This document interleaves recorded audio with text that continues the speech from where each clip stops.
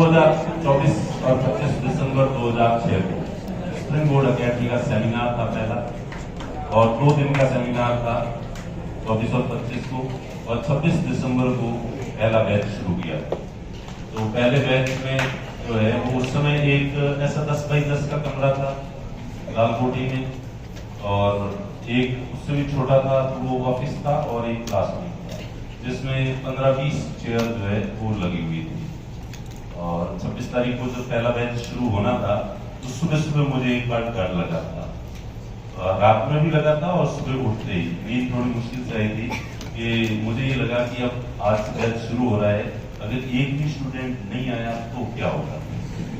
पहली बार है, शुरुआत है, तो एक भी स्टूडेंट नहीं आया तो, और मेरे मन में यह था कि भले एक दो भी आगे तो भी मैं पूरे मन लगा के उनको पढ़ाऊंगा, इसलिए हे ईश्वर कम से कम शुरुआत करवा देना, 1 या 2 स्टूडेंट भेज देना।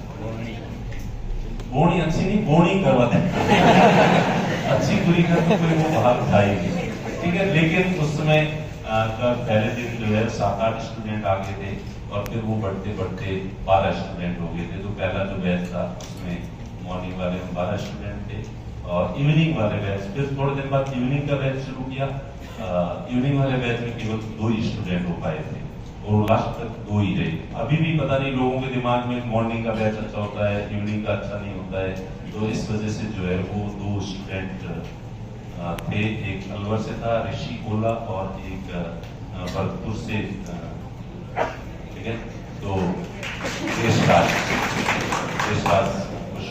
तो ये 2 स्टूडेंट थे इवनिंग वाले बैच। तो ये शुरुआत थी, और उसके बाद से जो है वो धीरे धीरे उसके बाद पता नहीं नियति ने मुझे सफल करना ही था, इसलिए पूरे षड्यंत्र मेरे हित में कर दिए थे। उससे पहले कई साल से कोई वैकेंसी नहीं आ रही थी, 3-4 साल से जो है वो वैकेंसी आरएस की नहीं आई थी। और जो मैंने शुरू किया, थोड़े दिन हुए, 4-5 महीने वो जो बैच था वो चल रहा था, ऐसे में फिर जो है आरएस की वैकेंसी आ गई। वैकेंसी आ गई तो उसमें 20-25 लोगों का बैच जो है वो बन गया था, और उस समय ऑप्शनल सब्जेक्ट्स पे एम्फेसाइज ज्यादा होता था। जीएस का 1300 नंबर का टोटल परीक्षा होती थी, उसमें जनरल स्टडी के केवल 100 नंबर का एक पेपर होता था, और इसलिए उसका कोई महत्व होता नहीं था।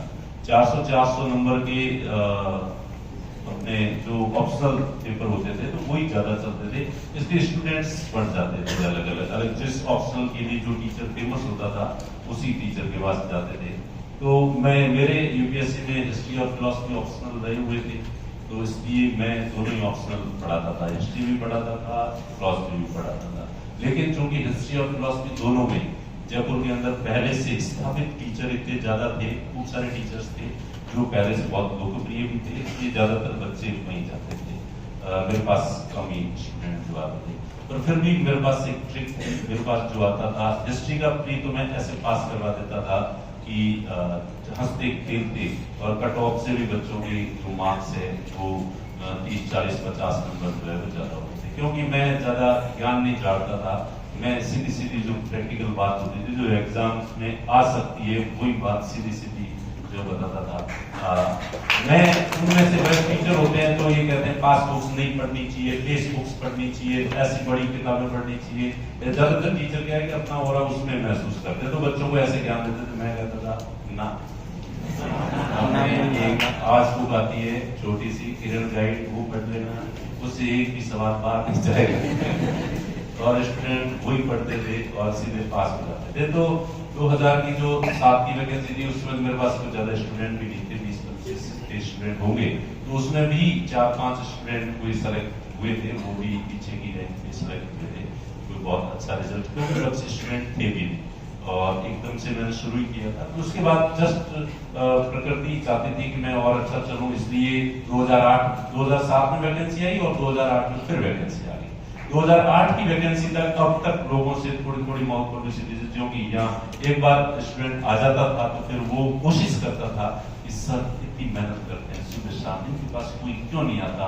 और मेरे जो स्टूडेंट है वो दूसरे स्टूडेंट्स को जो दूसरी जगह पढ़ते थे मन ही मन उनको बहुत ही बदलू है, ये कैसे है, ये लोग क्यों दूसरी जगह जाते हैं, ये सर कितना अच्छा पढ़ाते हैं। आजकल तो क्या है कि स्टूडेंट जो है स्टूडेंट को काउंट करते हैं, कितनी फीस आती है, सर के पास कितने पैसे होंगे, अच्छा एक तो छाप रहे हैं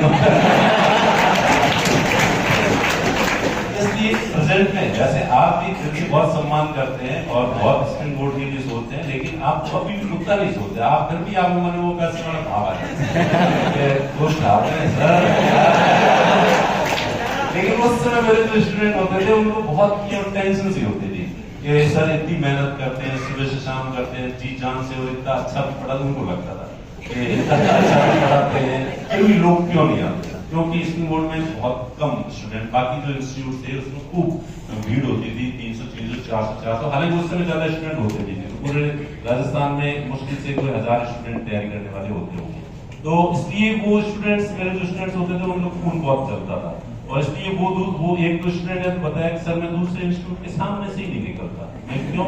कि सर वो बहुत भीड़ दिखती है, मेरा खून चलता है कि ये इतने सारे स्टूडेंट यहाँ क्यों आते हैं, अपने क्यों नहीं आते? और अपने यहाँ ये 10 20 30 स्टूडेंट जो है देख के थोड़ा मनोबल कम होता है। तो इसलिए तो उस तरह से वो जो स्टूडेंट्स का लगाव था, शायद वही सबसे बड़ी सफलता का जो कारण है वही है। तो 2007 से 2008 की वैकेंसी आ गई एकदम ही, और 2008 की वैकेंसी तक मेरे पास तो 50 स्टूडेंट थे, 50-60 स्टूडेंट थे, और उसमें से भी 50-60 में से करीब 20-25 स्टूडेंट जो है वो सेलेक्ट हो गए। और टॉप 100 में, टॉप 10 में भी जो महेंद्र प्रताप सिंह, आपने जो है कई सेमिनार सुनी होगी, दी होगी, तो वो 8वीं रैंक थी, 8th रैंक थी, जो स्प्रिंग बोर्ड का सबसे पहला अच्छा रिजल्ट था। लेकिन ये 2008 की वैकेंसी का रिजल्ट आया था 2011 में, तो 2006 में शुरू किया हुआ, 2011 तक संघर्षी दिन थे, हैंड टू माउथ ही थे। जितने पैसे आते थे उतने मुश्किल से इंस्टीट्यूट का खर्चा निकल पाता था, इससे ज्यादा बचत वगैरह कुछ भी नहीं होती थी। पर पेशेंस के अलावा अपने पास कोई चॉइस भी नहीं, तो और क्या करो, तो पेशेंस रखना ही। तो 2011 में वो रिजल्ट आया, और उस रिजल्ट के बाद एकदम से स्टूडेंट जो है वो बढ़े, तो बढ़ के कितने 100-200 स्टूडेंट जो है उसके बाद हो गए थे। 2011 का जो रिजल्ट था उसने एकदम से स्प्रिंग बोर्ड को चेंज कर दिया। तो वहां से फिर ऐसी स्थिति हो गई कि अपने पास जो है 100-150 स्टूडेंट, 200 स्टूडेंट्स तक जो है स्ट्रेंथ पहुंच गई थी। और उसके बाद 2013 का जो टर्निंग पॉइंट है, 2013 ने एकदम से हालात बदल दिए, जज्बात बदल दिए। तो इससे पहले दूसरे वाले कोचिंग इंस्टीट्यूट जनरल स्टडी पे इतनी ज्यादा जो एम्फेसाइज फोकस नहीं करते थे, और मैं और स्प्रिंग बोर्ड में जो है वो थोड़ा जनरल स्टडी को भी साथ के साथ पैरेलल लेके जो है वो चलता था। और 2013 में यूपीएससी का रिजल्ट आता है, आईएएस का रिजल्ट आता है, और आईएएस के रिजल्ट में स्प्रिंग बोर्ड के 4 बंदे जो है, जो आपकी तरह एनी टाइम स्प्रिंग बोर्ड से ही शुरू से लेके आखिर तक की जो तैयारी की है और आईएएस में सिलेक्शन होते हैं। एक 35वीं रैंक पे नजमन डिटेल, जो अभी आपके राजस्थान रोडवेज में डायरेक्टर है, निदेशक है, राजस्थान रोडवेज, राजस्थान कैडर में आईएएस है। थोड़े टाइम पहले चूरू कलेक्टर, उससे पहले भरतपुर कलेक्टर रहे नजमन डिटेल, तो उसकी 35वीं रैंक थी। 56 रैंक कानाराम सीरवी, जो पहले डूंगरपुर में कलेक्टर की पोस्टिंग रही हुई है, ठीक है। तो ये 2, और एक सुरेंद्र लांबा जो पंजाब में आईपीएस है, और सुरेंद्र मीणा जो यही इनकम टैक्स में है, डिप्टी कमिश्नर है, और अपना वाला जोन जो मेरा जोन है उसी के अंडर में जो है वो आता है। और अभी कल परसों वो हम लोग वैसे मिलते ही रहते हैं रोज ही, पर फिर भी आज थोड़े दिन पहले मेरे पास फोन आया कि सर आज बहुत खुशी हुई। मैं क्या खुशी हुई कि सर जो है आप जयपुर के सबसे अच्छे टैक्स पेयर्स में से जो है वो आप हैं, एडवांस टैक्स। तो मेरे बॉस ने मुझे वो लिस्ट दी कि भाई ये एडवांस टैक्स इनके का है, तो उसमें मैंने जब स्प्रिंग बोर्ड का नाम देखा तो मुझे बहुत खुशी हुई। तो मुझे लगा कि आपको ये बताऊं, शेयर करूं, मेरी जो है खुशी कितनी थी। तो ये 4 लोग जो है उस एकदम से, और ये बिल्कुल जो है वो इन्होंने शुरुआत और लास्ट तक यहीं से जुड़े हुए थे, और तब तक अभी तक के इतिहास में दिल्ली में भी इतने सारे कोचिंग इंस्टीट्यूट थे हिंदी माध्यम के, लेकिन किसी इंस्टीट्यूट के इस तरह के जो है वो 4 स्टूडेंट जो प्रॉपर क्लासरूम के स्टूडेंट हो और सेलेक्ट हुए हो, ऐसा रिकॉर्ड मैंने और मेरे दोस्तों ने, आसपास जानने वाले लोगों ने, किसी ने नहीं देखा था। ये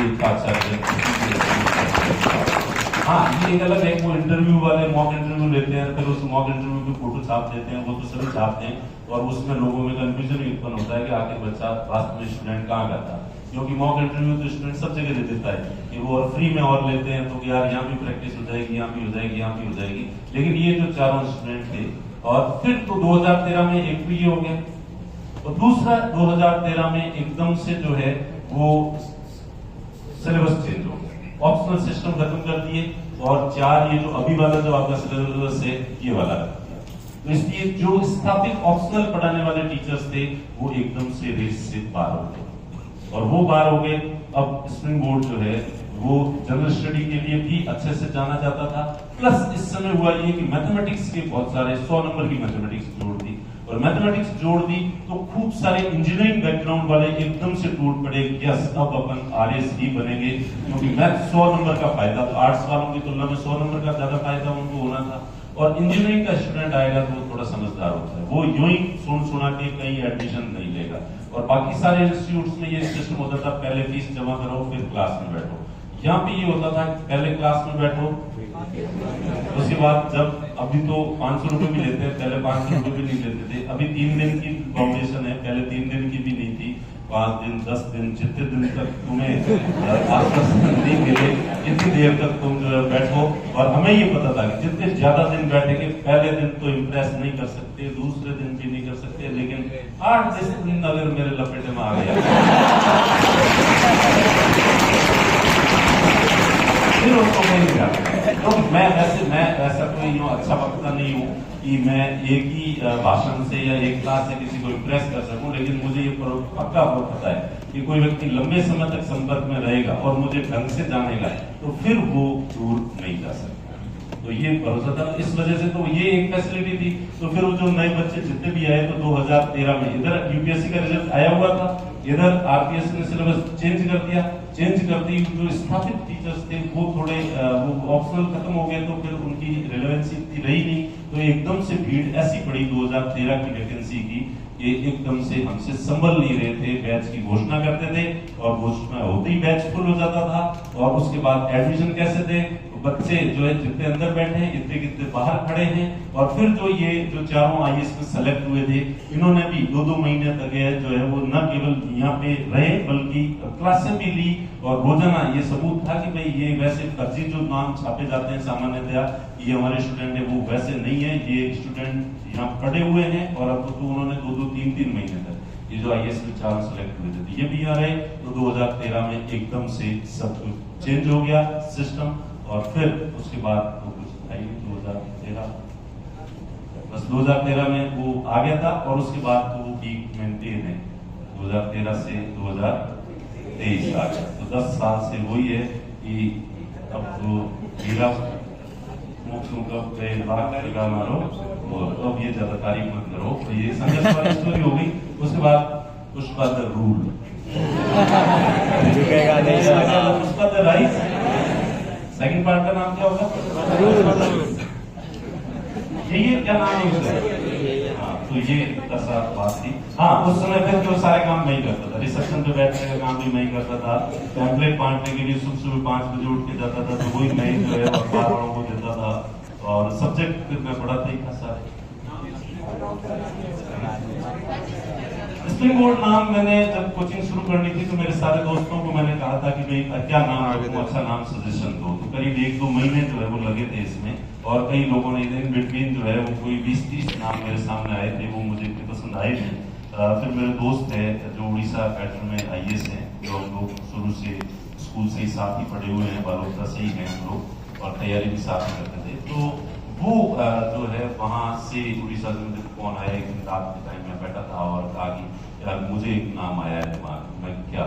तो स्प्रिंग बोर्ड। तो पता नहीं क्यों मुझे वो नाम सुनते ही एकदम से उसी समय लग गया कि हाँ इसी का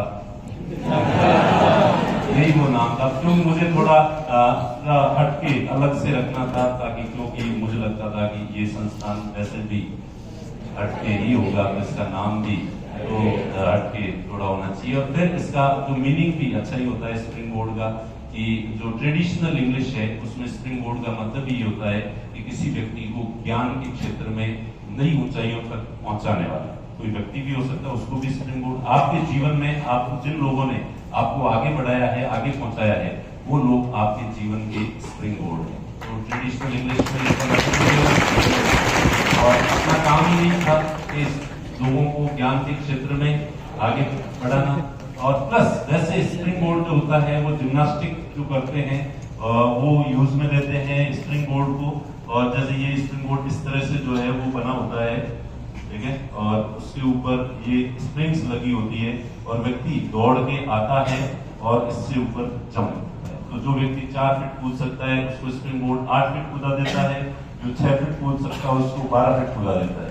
लेकिन कोई आदमी आके चुपचाप खड़ा रह जाएगा कि मेरे से तो कुछ होगा नहीं, तुम्हें मुझे जंप दिला तो स्प्रिंग बोर्ड उसको एक जंप। तो क्रिया की प्रतिक्रिया होती है, जिस अनुपात में आप मेहनत करोगे उसी अनुपात में स्प्रिंग बोर्ड भी आपके साथ जो है वो मेहनत करेगा। तो इसलिए ज्यादा से ज्यादा फायदा आपकी मेहनत से ही पे ही डिपेंड करता है, हमारी मेहनत उतनी मायने नहीं करती। तो इसलिए ये उस हिसाब से भी रिलेवेंट था, अलग था ही था, ठीक है। तो इस तरह से ये जो नाम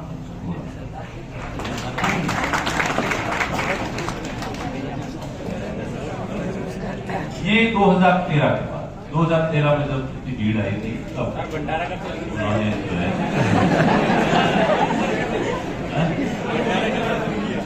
तो 2013 से राजवीर सर भी वो स्टूडेंट ही थे मेरे, और बीच में ऐसे जो कि भाई ये समझा दो वो समझा दो तो समझा देते थे। फिर मैं कभी एब्सेंट रहता था तो पीछे डिस्कशन क्लास ले लो, ये ले लो, ऐसे क्लासें लेनी शुरू की। लेते लेते लेते फिर जो है वो जुड़ गए, फिर विजय सर जुड़ गए, फिर नरेंद्र सर जुड़ गए, फिर लक्ष्यदा मैम जुड़ गए। तो ये 2013, 14, 15, 16 तक आते आते जो है ये सब लोग जो है धीरे धीरे।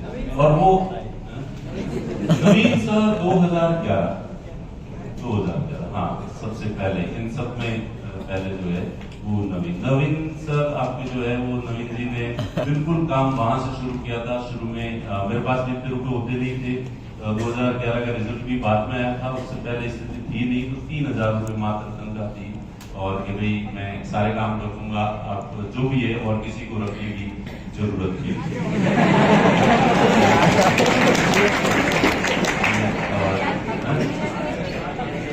अब तो वो भी है, आप इमेजिन नहीं कर सकते। हाँ सबकी फुल है, पैसे बांटने में तो मैं को कमी रखती और इतनी है कि आप इमेजिन ही नहीं कर सकते। मारवाड़ी में बात को बात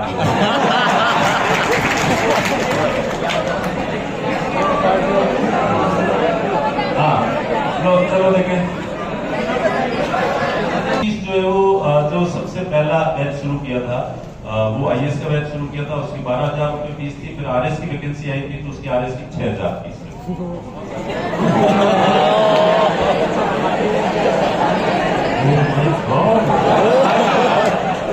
6,000 से 94,000।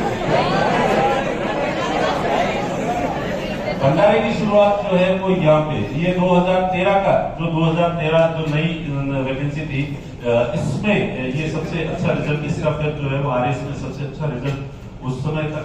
उसके बाद तो क्या हर बार 2013 की तुलना में 2016 वाला भी ज्यादा अच्छा है, और 2016 की तुलना में 2018 तो खैर अब तो पीछे कुछ रहा ही नहीं। पर 2013 जो नए सिलेबस के हिसाब से पहले ही एग्जाम हुआ था और उसमें जो ये दिव्यानी टॉपर थी तो उसमें टॉप 10 में 4-5 स्टूडेंट जो है वो थे 2013 में, ठीक है। तो उसके बाद तो रिजल्ट तो क्या है ही, जगती बड़ी बढ़ती है रखती, काम नहीं परिणाम नहीं रखती, मुझको यही होता है दोनों और प्रेत करता है, ठीक है। तो ये मैथिली शरण लोक की कविता है। जगती बड़ी बढ़ती रखती, जगत जो है बड़ी बढ़ती रखता है, वो काम नहीं देखता परिणाम देखता है, रिजल्ट देखता है। तो तुम लोग भी यहाँ बैठे हो, रिजल्ट नहीं दोगे तो आप अच्छी बातें भली कितनी कर लो, चुटकुले कितनी सुना दो, उससे जो है वो लोग सबसे अच्छी हंसी वो होती है जो आखिरी हंसी, और आपकी आखिरी हंसी जिस दिन रिजल्ट आता है वही होती है। और जब तक स्टूडेंट आखिरी हंसी नहीं हंसेंगे तब तक जो है वो कोई श्रेय नहीं देगा। पर अब मैं पर इसके लिए मेहनत करनी। और कई लोग मेरे पास कल एक स्टूडेंट आया, सर मेरे ये घर में दिक्कत है, ये दिक्कत है, वो दिक्कत है, वैसे दिक्कत है। तो क्योंकि सर इतनी प्रॉब्लम्स है, अब मैं पढ़ाई कैसे करूं? मेरा ध्यान डिस्ट्रैक्ट होता है, बार बार उन समस्याओं की तरफ जाता है। तो मैंने कहा मूर्ख, अभी मैं वही बोलने वाला था।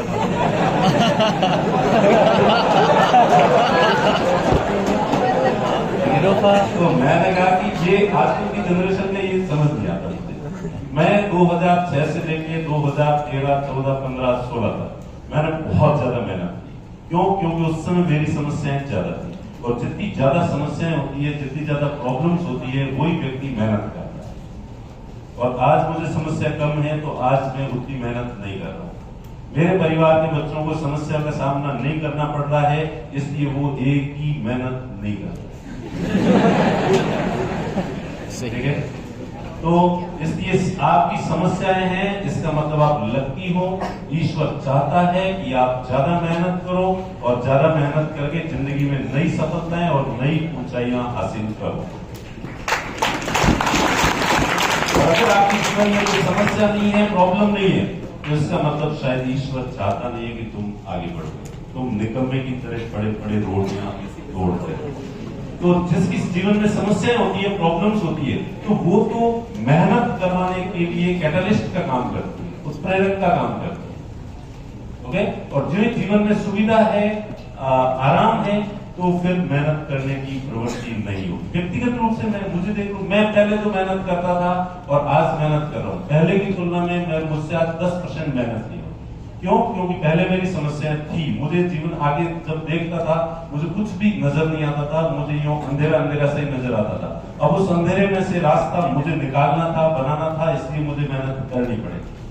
तो सारी मेहनत जो है वो करता था, इतनी ज्यादा मेहनत करता था, इतनी ज्यादा मेहनत करता था, उसकी तुलना में तो आज मैं कुछ भी नहीं करता। क्यों नहीं करता? क्योंकि आज समस्याएं नहीं है, आज सुविधाएं ही सुविधाएं मेरे पास। तो जो सुविधाएं आती है, आराम आता है, इसका मतलब उस दिन आप निकम्मे हो जाते हो, आपसे ज्यादा मेहनत नहीं होती है। इसलिए समस्याएं हैं, ये बहुत अच्छी बात है। और समस्याएं होने के बावजूद अगर आप मेहनत नहीं कर रहे हो, तो आपसे गया बीता निकम्मा और नाकारा कोई नहीं। मेहनत करवाने के लिए सबसे जो बड़ा उत्प्रेरक है वो समस्याएं होती है। सबसे बड़ा फैक्टर जो है वो लाइफ में प्रॉब्लम्स अगर आपके है, तो आपको मेहनत करनी ही पड़ेगी। आपके पास मेहनत करने के अलावा कोई चॉइस नहीं है।